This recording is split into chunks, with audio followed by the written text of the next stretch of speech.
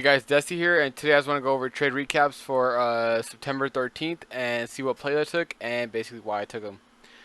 So as everyone knows, we had this really big gap down overnight because of, or in the morning actually, because of CPI. Inflation news is bad, and we basically started trending down pretty much all day today.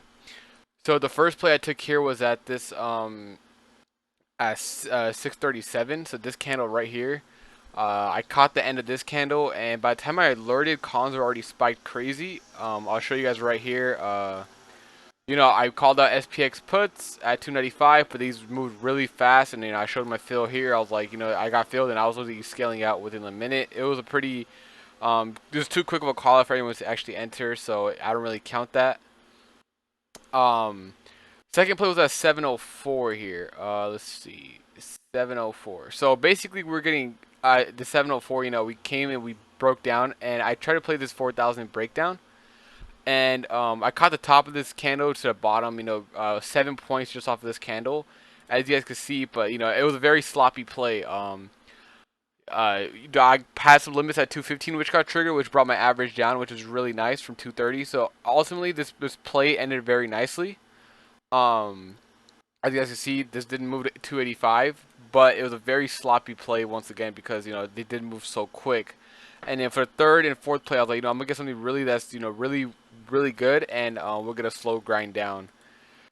So as you guys can see here, at 724, I took puts once again.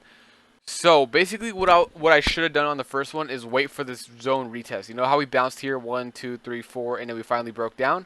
And then we started bouncing from 4,000, and what I should have done was wait for a retest of this zone here, like we had here at 720, and it played the breakdown of that zone. So I entered puts here on the breakdown, predicting a 4,000 breakdown because we did get this retest of the previous demand turned into supply. So I did something like this. I turned it into red, and this was a demand zone for now. This was green, and then it broke down. So this is really nice because 724 we entered, we had this nice move down. I personally held and we did not break above the EMAs. We also be wicked, but then we just melted all the way down, all the way to 39.83, where we did consolidate that level for a bit. So I was like, we literally, this is when the contracts weren't moving at all. We got a 220 fill here, and literally they were just melting down, and ultimately they ended at 450, which is nice. So 220 to 4, or actually they ended at, I didn't get this 450 fill. They went down, they went to like 410 or 420 max, something like that. So this was a very nice play. Basically, just taking puts off previous demand turned into supply rejection and not cutting because the 21 EMA on the 1 minute did hold all the way down, and we got the slow grind down, which contracts weren't moving for a while, but then they started to move real nice.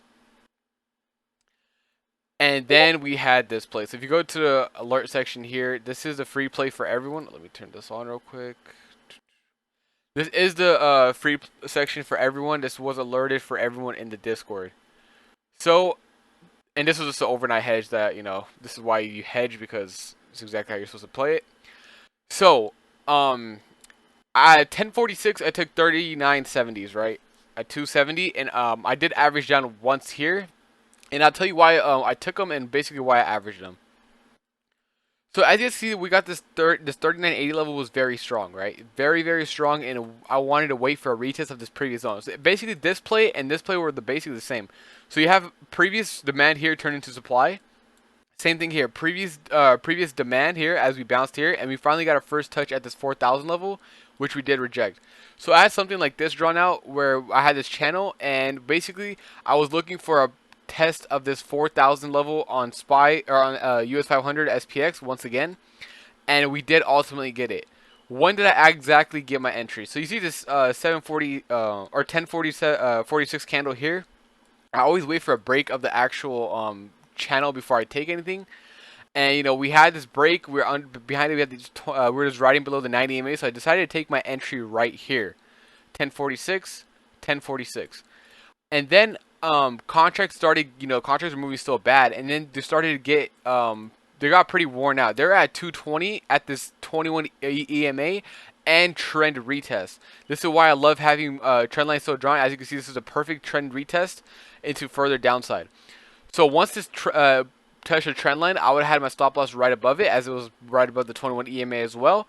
And basically, I just rode them all the way down until basically I just, average, and I basically wrote them down to the first area here, 39.80, as you guys can see here. I was like, my rest of my contracts target is 39.80 because that was a low day. 39.80 was met, and then we just kept going, and that's where I had runners only. So after contracts hit 4 apiece, or 5 apiece, excuse me, I only had 1 contract left as a runner in case we did get this meltdown, which we absolutely did. So basically, for rest of the day, pretty much I just held the contract because look at the 9 EMA. We were just riding below the 9 EMA. This level here at this 39.60, I didn't drag it over, but this was a previous level that could be bouncy. So I was watching here carefully. As you guys can see, price didn't try to break out, but we really didn't, and we continued to knife. Another level here at 39.50, basically just another simple flag, something like this, a bear flag to the downside. And then I had this level at 39.30, which we did get this bounce from, and then we ultimately got this breakdown here at this other level, one more level right here at at this 39.20 level. Personally, I was looking at a level at about 39.18, 39.17, but it was a couple points off. So these cons literally went from 245 for my average all the way to 44. As you guys can see here, 245 to 44, and then I was forcefully stopped out by my broker at 1245, which I don't really mind. It was such a great play, and anyway, this is pretty much the bottom for the day. And yeah, that is basically how I caught my over 1,000% gainer off of supply and demand. Same concept for these two plays here. We had we had demand here turned into supply rejection. I took this all the way down to the next support level. And same thing here. We had this bounces. This zone was left untested. We needed one more test here at this 4,000 level to confirm downside. And we had this little rising channel, which, usually is bearish going into the supply zone. We had the break of the trend. And then once the trend broke, I took an entry here. Stop loss would have been right above the trend plus the 21 EMA on the 1 minute. If this candle right here would have pushed above, I would have stopped out completely. But it didn't. I took an average here. And then we just rode it all the way down. Runners were basically everything but runners were here on 39.80 because that it was the previous low a day.